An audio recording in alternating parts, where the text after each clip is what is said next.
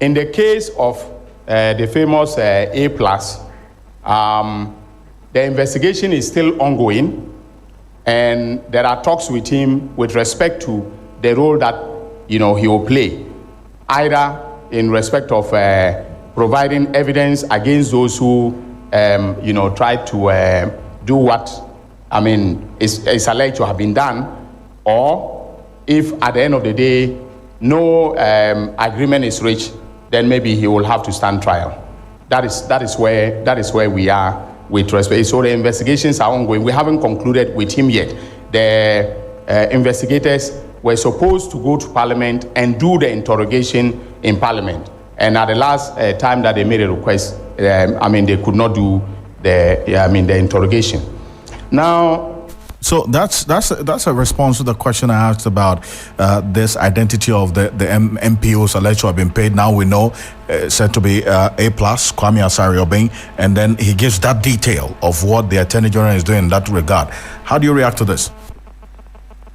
Okay, so it's also a good day for our democracy.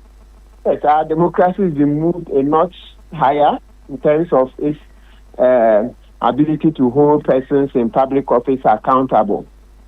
Because now that A+ is being officially named as a person responsible for that, I'm sure A+ will also be thinking twice, or he will reflect over his role in all of this. And perhaps, it may ginger him to want to give up those people who brought that money to him. And then, A+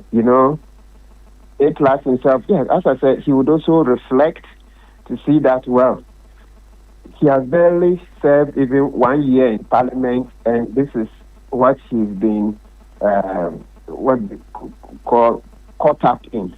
You see that, then it tells you that it's so, sometimes it's easy to sit there and hold other persons accountable, but then when it comes to one's personal affairs, it's a different ball game. So it's good. It's good for our democracy. It's a warning to all of us who are helping to keep public officers in check that we also should be very mindful of our conduct, because at the time, at least A+, I think from the facts, it appears is it clear that by then A+ had won the elections? Even if he had won, okay, let me see. Do you have information whether from we don't have the timelines to when the money was given to him. Yes, so I think my mind tends to think that if you want to kill a story, then that's in last year. Was it somewhere around October, November, or even early? Yeah, November, there about October or November when the story broke. So then it tells you that, it's easy to hold public officers to account, but maybe we do also want to hold ourselves to account. So it's a big lesson for all of us in the anti-corruption and governance space that we have to be careful. Yes, we have to be careful, because who would have thought that A+, who rode the moral high horse, talking about Akufo Addo and all the people, would be caught up in this particular quagmire.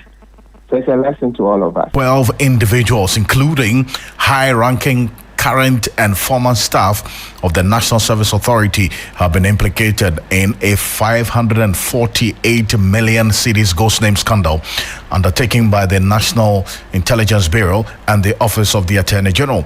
Attorney General and Minister for Justice, Dr. Dominic Ayine, at a media briefing today, confirmed that his office has concluded its investigations into the elaborate payroll fraud scheme that led to the loss of public funds. The Attorney General is getting ready to file criminal charges against all 12 individuals involved in the alleged criminal enterprise. Now, we're going to get you details of exactly who are these individuals. But first, take a listen to Dr. Dominic Ayine, the Attorney General, addressing the press not too long ago. In total, we can confirm from our evidence on the docket and from interrogations that a whopping 548,333,000 36,542 cedis and 65 pesos. That's how accurate. 36 cedis and 16 pesos was service personnel generated from the central management system and submitted to the NSA accounts office, and the data of the NSA personnel who were actually paid through the gift system for a period of 6 years. That is from 2018 to 2024. It was established that a total of 587,543 personnel were to be submitted to gifts for payment of allowances. Meanwhile, data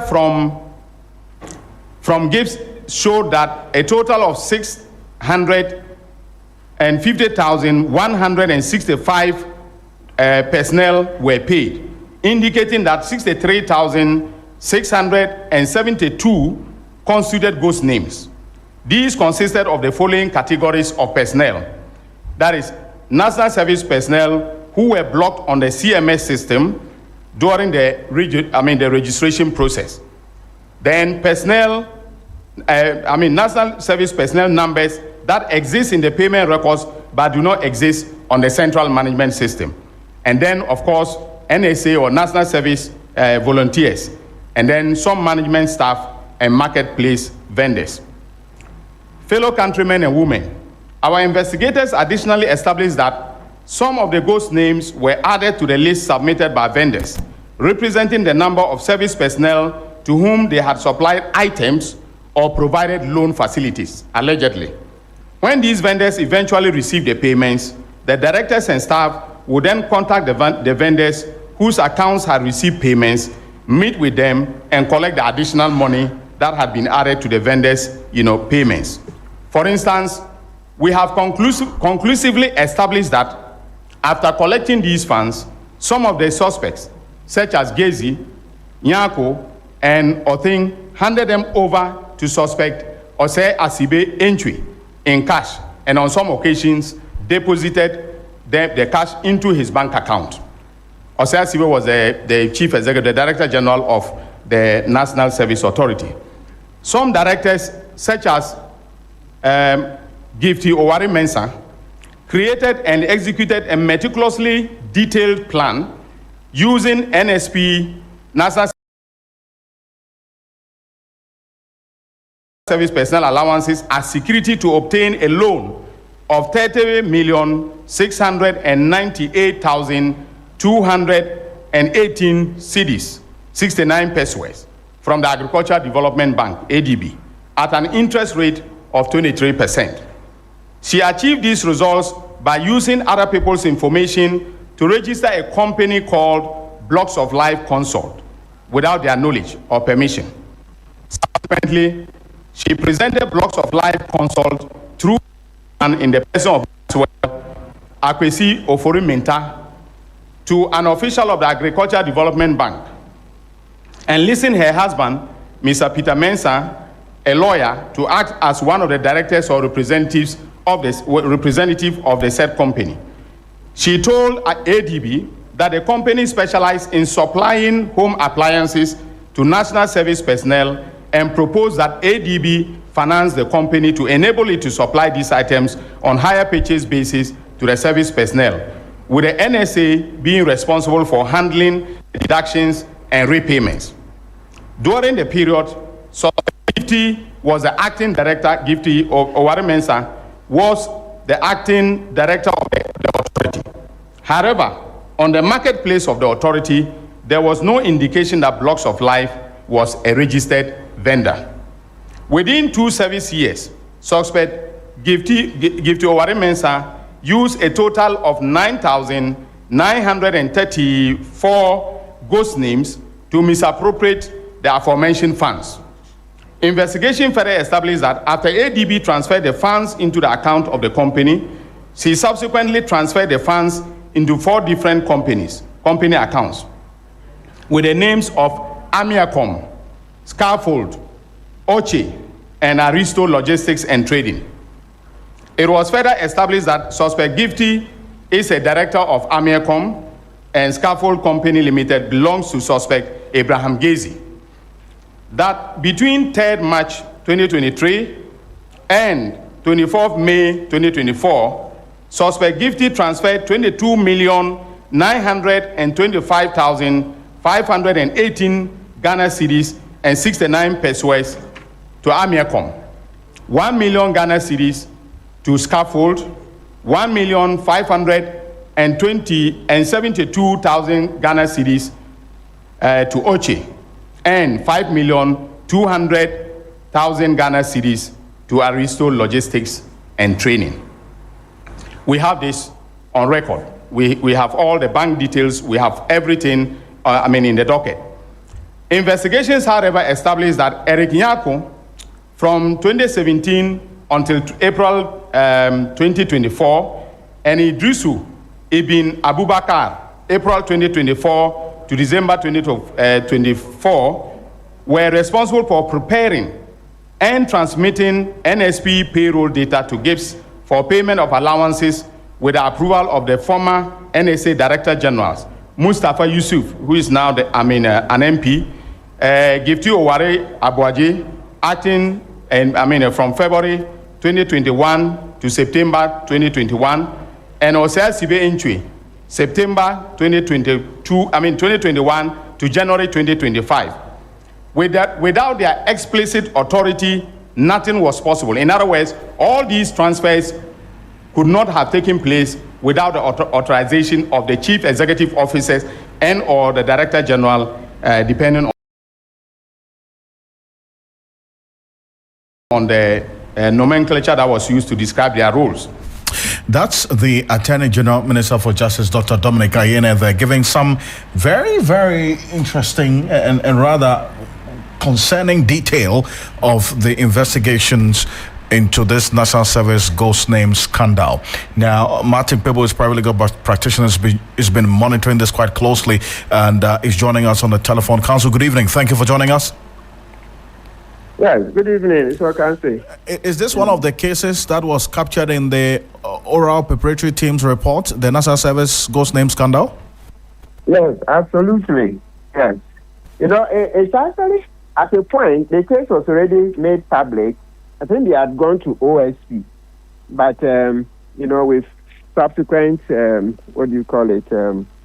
events, it turned out that it would be good to come to the oral preparatory team. And so that's what they did. And then now we're seeing.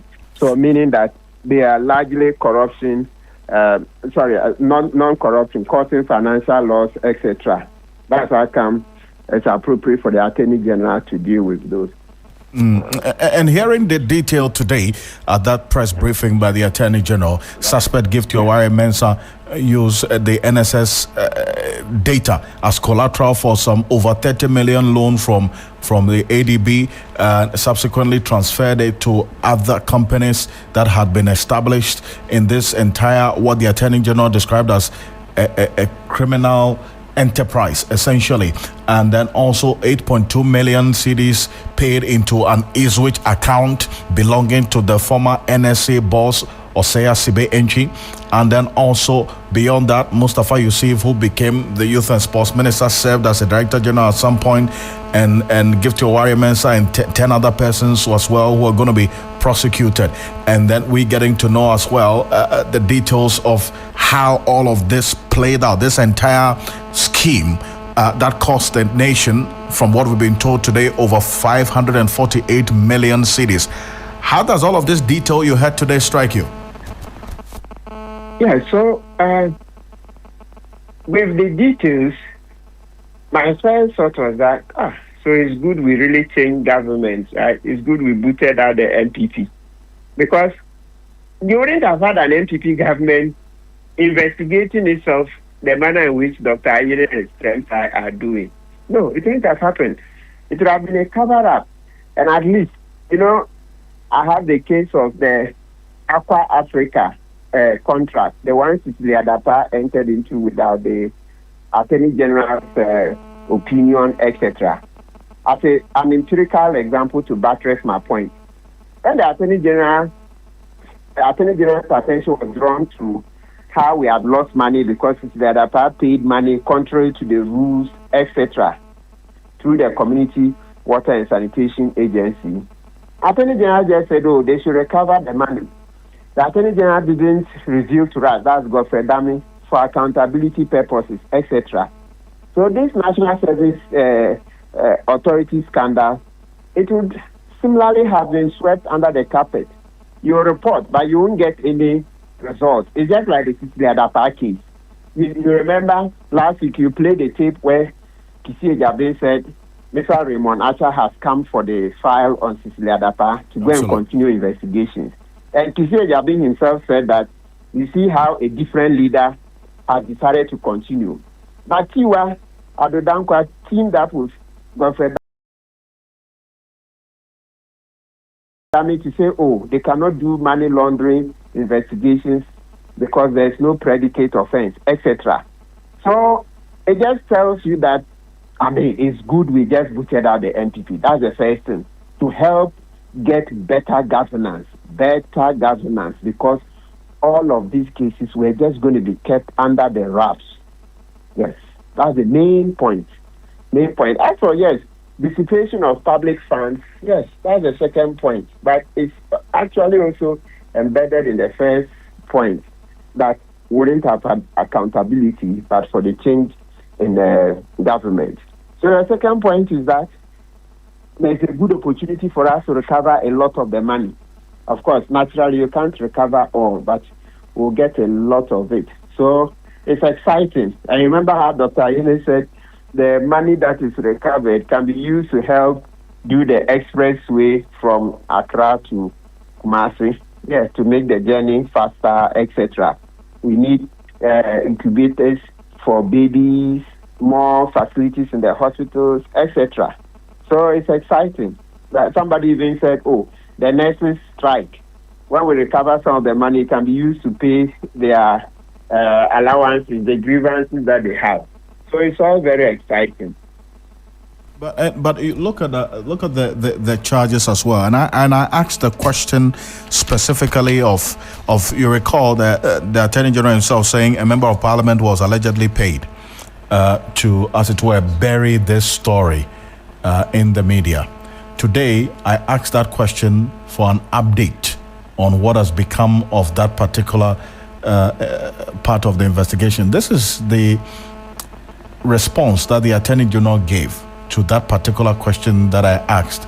And I wanted to listen to it, and if that takes the box for you, having to know that now we know the identity of this member of Parliament and what the AG is doing next. Ladies and gentlemen, for your very wonderful questions. The question in relation to the member of Parliament who was in the center of the investigation. There are two members of Parliament who were investigated in this scandal. One was a former chief executive officer, that is the Honorable Mustafa Yusuf. And so in his case, we basically had the evidence, relating to actions that he had taken as the executive officer, and then we interrogated him. In the case of the famous Aplus, the investigation is still ongoing, and there are talks with him with respect to the role that he will play, either in respect of providing evidence against those who try to do what is alleged to have been done, or if at the end of the day no agreement is reached, then maybe he will have to stand trial. That is where we are with respect. So the investigations are ongoing. We haven't concluded with him yet. The investigators were supposed to go to Parliament and do the interrogation in Parliament. And at the last time that they made a request, they could not do the interrogation. Now, so that's a response to the question I asked about this identity of the MPOs alleged to have been paid. Now we know said to be A+, Kwame Asare. And then he gives that detail of what the Attorney General is doing in that regard. How do you react to this? Okay, so it's also a a good day for our democracy.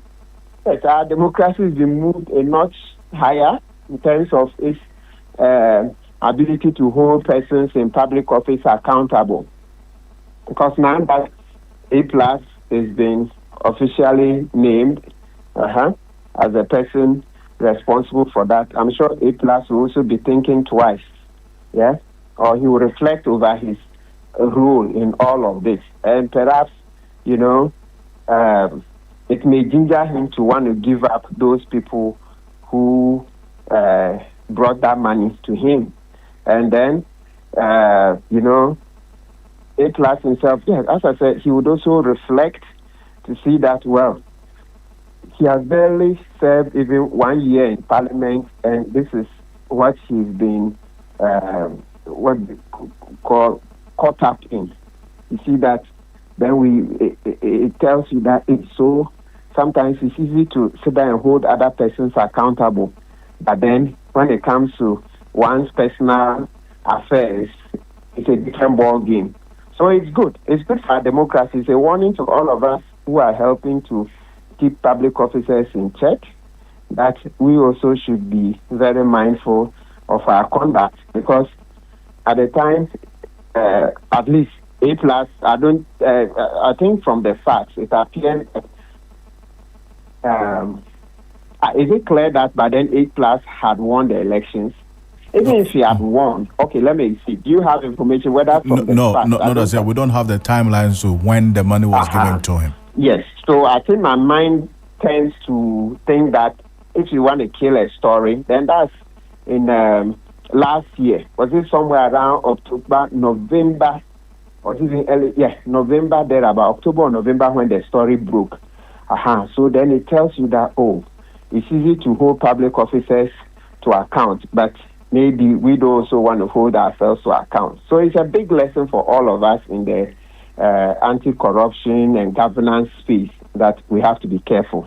Yes, we have to be careful, because who would have thought that A+, who rode the moral high horse, okay, talking about Akufo Addo and all the people, would be caught up in this particular quagmire. So it's a lesson to all of us. And Counsel, finally, before I let you go, look at the charges that have been preferred against these two other individuals.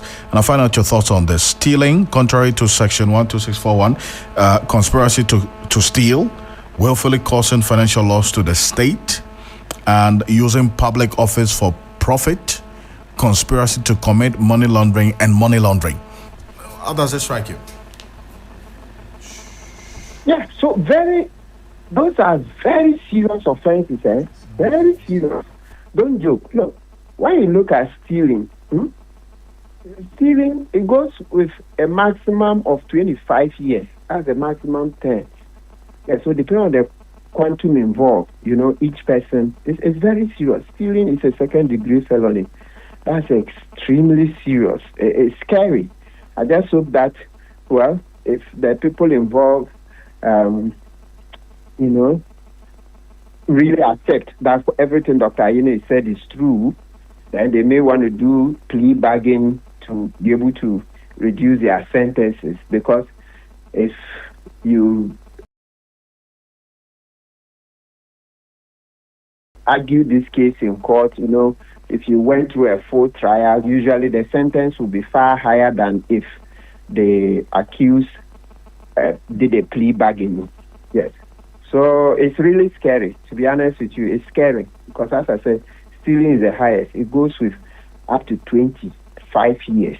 Yeah, that's really, really, really scary. Because you don't know the day the judge may go for the maximum to say that he wants it to be a deterrent to other like-minded persons. Yeah. So let's see how it turns out. The only other thing is that, and another journalist asked that question, that she gave intelligence that she had heard that lawyers for the suspects would subsequently frustrate the trial so as to make it last long, like the Opuni trial, etc. And then I heard the Attorney General says, well, he's prepared for that. We hope there are no frustrations, etc., so that the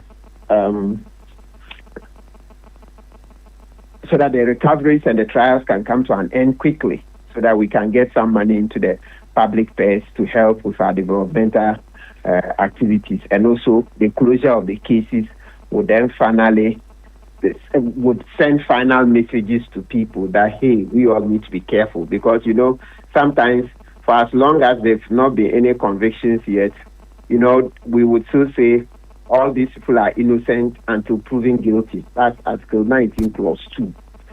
So though we have heard, and though they will suffer some reputational losses for what we've already heard, but ultimately they are not guilty until a trial goes on and they are proved guilty, or they themselves admit their guilt either in court or through plea bargaining. So let's see how it goes. But certainly, I mean, as I said, the most important fruit out of today's press conference is that it tells us that we did the right thing by kicking out the NPP. And it was always clear, you know, they kept denying, we are not corrupt, we are not doing anything wrong. I know citizens, we all can't be stupid. We could see it, the lifestyles, the big cars, the multiple homes they've bought, etc. Look at, you see, there's Osei e-switch card containing 8 million Ghana. E-switch card, 8 million Ghana. Osei, how? When he was coming to office, did he have such an e-switch card? I mean, how do you do this? You know? So, as I said, it's good. Let's go on. And Council, I do appreciate it. And maybe quickly before you go, I think that the major point is that the recovery is an integral part of the entire strategy of oral that you were part of, is it not? Yes, absolutely. Yes. And Dr. Ayine mentioned it. Yes. So for me, all these people that Dr. Ayine has mentioned, yes, for me, will publicly say that, look, yes, even though it appears he's going to charge all of them, if it turns out that they all want to return the money so that maybe even some even with a bit of interest, I would go for it too, because we need the money quickly. We need it quickly. You know, usually we don't gain much from long sentences. So you see that Dr. Ayine says, so to be clear, from what I heard, I didn't hear from the beginning, but to be clear, you know, the 500 and something million that they are recovering, it appears that is for those who are making deals with the Attorney General, Dr. Ayine, right? The 560 million. That is for those who have entered into deals, the non-prosecution agreement. That's where he's making that money. Is that not so? And that's why he put a specific figure to it. Yes, as to how much they have uncovered was lost to the scheme as a result of the entire scheme. No, then let's disaggregate it more. So what I'm interested in is that these 12 persons who are going to be put before the court, how much is that figure? As against those who have agreed to return the money. Because those going to court, my point is that we are not going to make the money today or later this year. No. If they decide not to plead guilty, etc., it's not now. It will be years. Look, even without frustrating the court, from the way our criminal cases run, you are not likely to finish in less than a year. Even when the judge is doing daily trials, etc., you are not likely to finish in less than a year. So maybe let's see if we can disaggregate to know out of the 560-something million, how much are we getting an immediate recovery? That's those returning the money immediately. And then those going before the court, how much is with them?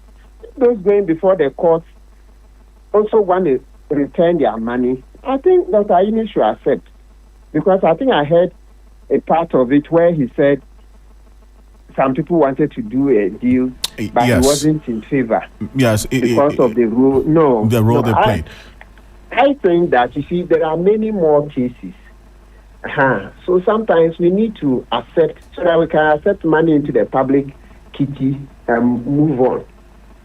Because sometimes when you say no, you will not accept, you want to prosecute the person, you will go into court 10 years. Let's remember this example. The last time Godfred Dami tried that, you see, he got his fingers bent, and then the state also lost because he was caught in the Japa tape, trying to coach witnesses, doing very unethical things. And number two, the state didn't get the 2.3 million euros, right? That the deep sea people had promised to refund. Maybe next time there's a press conference, we should ask Dr. Ayeni, would he write to the ambulance company to see if we can still get the refund? So that is a deep, and a very fresh example for all of us as a nation. Sometimes the people say they will return money. Let's accept it. I know a lot of Ghanaians will say, no, the person should go to jail. But the person will not go to jail in a day or two. The moment you say the person should go to jail, the person may say no. Then I'll try out my luck in court. So I want a full trial, hoping that something will happen. Maybe in the process, a judge may be transferred. It will delay the case a bit. The state attorney may travel abroad to school. They will give it to another person. 1,001 reasons can help delay the case. And then maybe the person will be timing. You see, when you're doing analysis, okay, let me see. President Mama has 4 years. We've already done 6 months. So effectively, he has 3 years.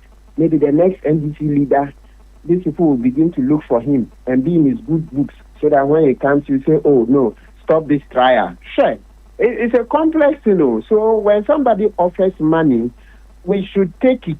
Instead of, no, we want to convict you in a court of law to serve as a deterrent. Ask Godfrey Dami. Today, Godfrey Dami is ruined because the Jakarta will follow him forever. You see it? And then we didn't get the money that the ambulance company wanted to refund to us. Yes.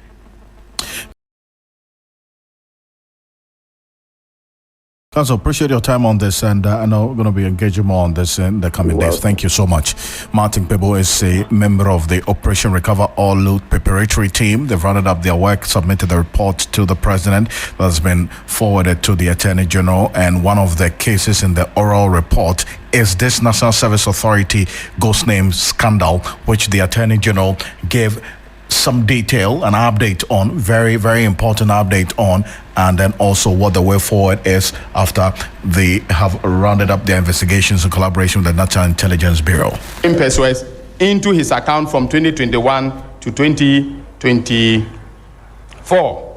Suspect Charles Ahiming of GH Ohetech Ventures received a total payment of 14,235,118 Ghana cedis and 14 pesos into his account from 2022 to 2024. Suspect Kweku Agofa and Prince Agofa Awoku of Fralisa Ventures received a total payment of 9,011,164 and 35 Ghana cedis into their accounts from 2023 to 2024. However, none of the aforementioned vendors provided evidence to the investigative team or to myself to prove that the amounts of money they received corresponded to the items supplied or the loans supposedly made to the National Service personnel. This is Dr. Dominic Ayene, Attorney General, Minister of Justice there. And this 548,333,546 Ghana cedis is a total of the money lost to this national service scheme over a 6-year period from what we gathered. And Lord Edwasari is here and is going to run through a breakdown of the yearly monies lost that culminated into this total of 548,333,542 Ghana cedis. Lord, what do we know? Indeed, Alfred, 6-year period, and you, like you rightly mentioned, it culminated into 548,333,542 cedis, 0.65 pesos. And it's interesting to note that in the year 2022-2023, that year recorded the highest amount of money lost. That was about 350,926,977.12 pesos. So, Alfred, let me take you through. Start from 2018-2019. That year, 25,857,836 and 16 pesos was lost. And then in 2019-2020, 21,613,962.24 pesos. And then 55 in 2020-2021 was 55,670,584 million cedis, 0.32 pesos. In 2022, 61,383,025 cedis, 0.74 pesos. 2023, like I indicated earlier, 350,926,977.12 pesos. And then 2024 being the final year, that was 32,881,157 cedis, 0.7 pesos, Alfred. So if you do the sum of all these 6 years, you get a total of 548,333,542 cedis, 0.65 pesos. Oh, sorry, thank you. And just the details and the names of the 12 persons that listed suspects or accused persons, including the top former government appointees of the National Service Authority. And these are the persons who, according to the Attorney General, the details today: Mustafa Yusuf, a former executive director who was eventually appointed the Minister for Youth and Sports. He is the Member of Parliament for the Kabore constituency, who indeed also came up for discussion, especially when this matter came up, and we're asking questions about within which period all of this took place. Mustafa Yusuf is the first on the list per what the Attorney General gave us today. The Member of Parliament for Yagaba Kabore constituency, Gyamfi Mensah, former Deputy Executive Director, and Osea Sibe Entry, immediate past Director General. He succeeded Mustafa Yusuf. And then also Kwame Ohenejan, former Deputy Executive Director in charge of operations. Abraham Bismarck Gazy, a former internal auditor. Kweku Agyarko, an account officer. Idrisu Abubakar, a former head of accounts. Stephen Kwabena Gyamfi, former regional director for Koforedia. Also Prince Awoku, a district director. Jacob Yosen, Management Information Systems Administrator in the Northern Region. There are 2 additional unnamed suspects who are reportedly involved and will be added later. There's also another suspect, one Stephen Kwabena Gyamfi, who was rearrested earlier in the day after new evidence surfaced. So that's the information that we have on these persons, the 12 that are going to be facing trial as a result of this over 548 million cedis National Service Ghost Name scandal, Lord. Yeah, and then Alfred, there are also vendors that the Attorney General noted that they go ahead to file charges against them. They are located in the Eastern, Greater Accra and Ashanti regions. These vendors are Isaac Osai Asameni, the owner of Stalwart or Option Buy Ventures, Charles Oheming, the owner of CH Ohek Ventures, Philomena Arthur, the owner of Brainwave Ventures. Then there's Rose Hamilton, the owner of Marine Ventures. Kweku Agbofa, the owner of Franlisa Ventures. Another here called Solomon Dramina, the owner of Alpha Rita Ventures. Haruna Maulaya, the owner of Alphaida Enterprise. Sylvia Ntirwa Opare, the owner of Silsona Ventures. And then Peter Mensah, a legal practitioner and the husband of Gifty Oware Mensah. These persons, the Attorney General indicated that are part of the list that they'll be filing the charges against. Thank you, Lord Edward. Sorry for this update. All of this you'll find on 3news.com. Thanks for watching. Like and share the video. You can also drop your comment. Please don't forget to subscribe. Click on the bell to turn on the notification.